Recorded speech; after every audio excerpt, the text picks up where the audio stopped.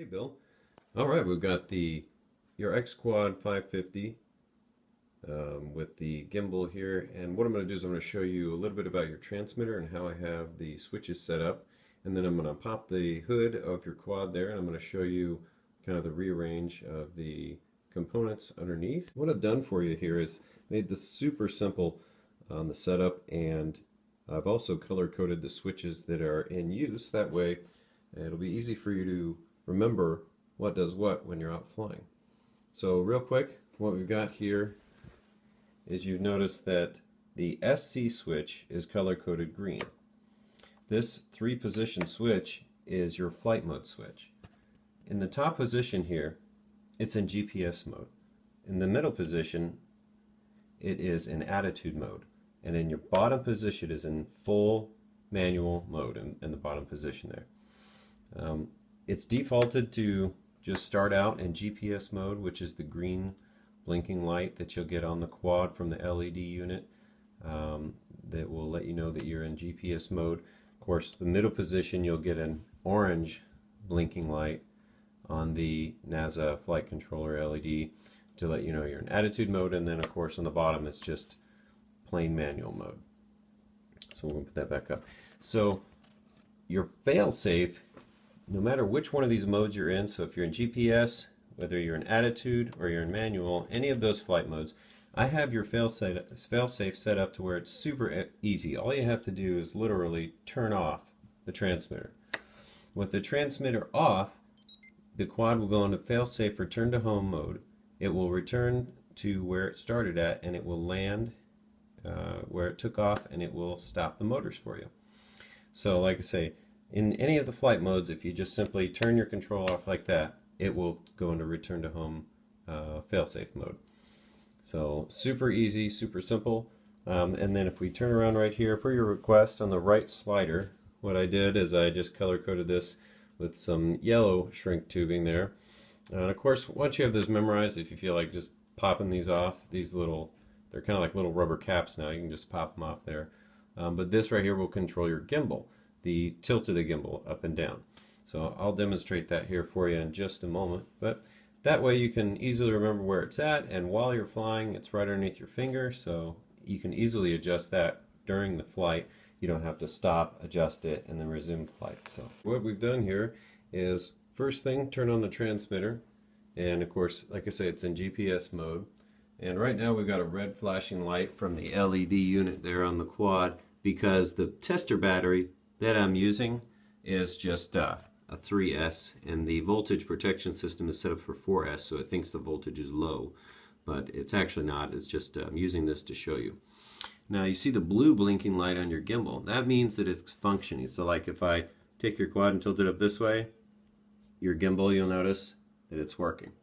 So how we have this set up, and I'll put this camera right here so we can see.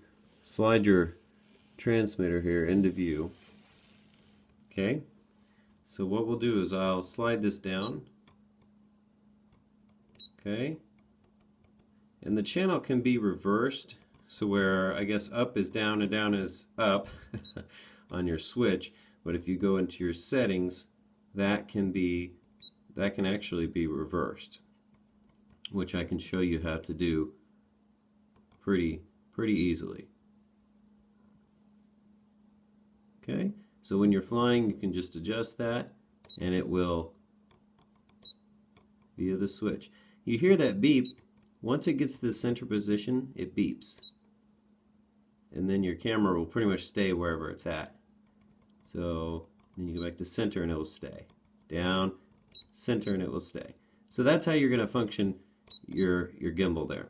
As far as reversing the channel on the transmitter, what we'll do is we'll bring this into focus. So what you're going to do is you're going to go into your link menu here, and then you'll rotate this till you see reverse, select, and then we'll go down here, and it's auxiliary 4. So what we'll do is we'll take this and we'll reverse it. Are you sure? Yes. So now it's reversed. Now we'll go back up to the main menu. Oops, here we go. And then we'll go back up. We're at the main menu, now what we're going to do is we'll just see how that functions now with the change. So now, down is down, up is up. Down is down, and up is up. See? And so that's how you would reverse a channel, and that's how it takes effect once you put it into play. But that's how your gimbal and your switch function together there. Take a look here under the hood. I just popped the topper off and set it down there. Okay, so now what we have is your receiver is securely mounted here, and I left easy access for you here to each one of your channels, and then these can easily be unplugged for access to the servo cords right underneath here for your different channels.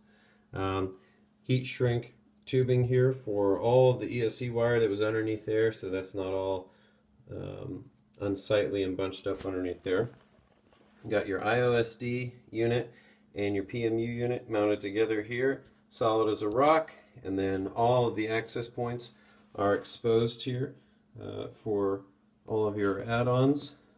And so for your camera cable, we've got your pan and tilt cables, and then those are, I just zip tied those together here with your cable going down to your GoPro for your pan and tilt that's coming directly out of here.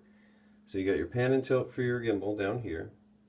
Excuse me, your tilt for your gimbal down here, and one of these three cables. Then you have the pan and tilt for your Fat Shark right here. So all three of those come up together, and then they use 6, 7, and 8 on your receiver here. Okay, 6, 7, and 8. Like I say, I have those set up for you, so once you take your goggles and you plug it into the back of in the trainer port there in the back of your Futaba, and then just follow the instructions for your Fat Shark head tracking setup, and you'll be good to go. You'll get your on-screen display information on your goggles, and as well as your head tracking for your Fat Shark camera. So like I say, we've got everything mounted on there now securely. You have access to everything necessary, and like I say, I heat shrinked all of the areas where we had tape, and then and everything fits underneath the canopy. So we didn't actually need to add the extra level or the weight for that. So so that looks good. It's very functional, and I believe it's going to work really well for you. So that is a shot of underneath the hood there. Quick look at your video transmitter. I forgot to mention in my email to you that I actually did receive that.